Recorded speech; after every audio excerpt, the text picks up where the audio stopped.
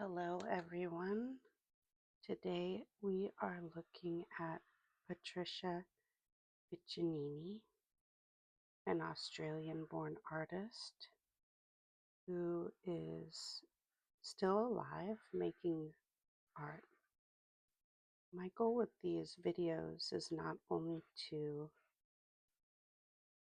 make draw with me videos and teach about artists, but um, explore artists that you may not have heard of before.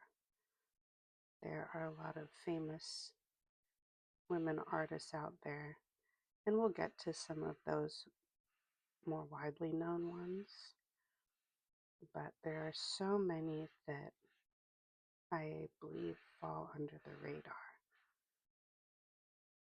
Patricia Piccinini was born in Australia in 1965. She creates hyper-realistic sculptures of creatures that sort of look like experiments gone awry, genetic mutations. They're sort of ape-like in how she depicts them, but they're always in a very sort of maternal, caring, curious way. Sometimes they are interacting with human looking, like regular human looking people. And there's just something about her artwork it feels very earnest, and just I'm very drawn to it. So she, like so many sculptors, is strongly based in drawings, right? You start out with a drawing and sort of go from there. That would be your ideation phase. I'm not depicting one of her creatures here. I just went into a catalog of her drawings. I think maybe this is a painting. And just wanted to introduce her while I get inspired by her colors and forms in this painting. So Patricia Piccinini uses an array of materials, including silicone, leather, and human hair.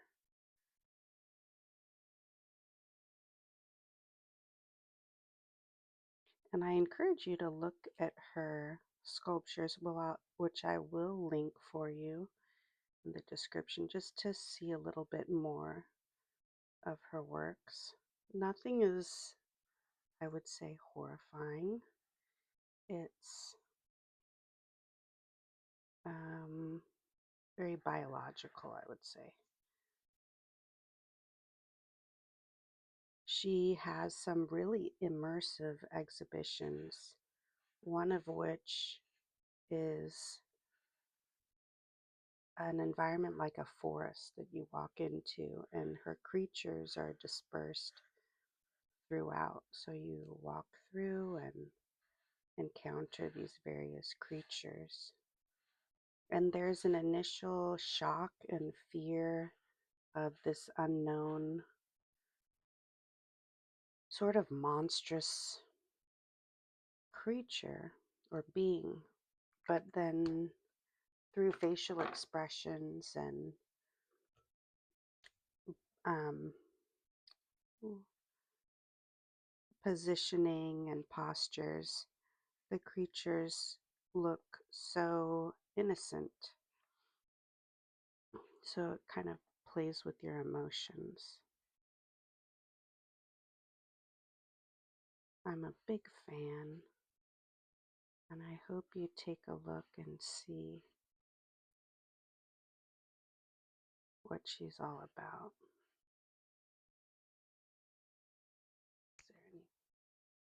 Yeah, so they're described as beasties with soulful brown eyes and long ears, scales or webbed extremities, appear simultaneously appealing and grotesque.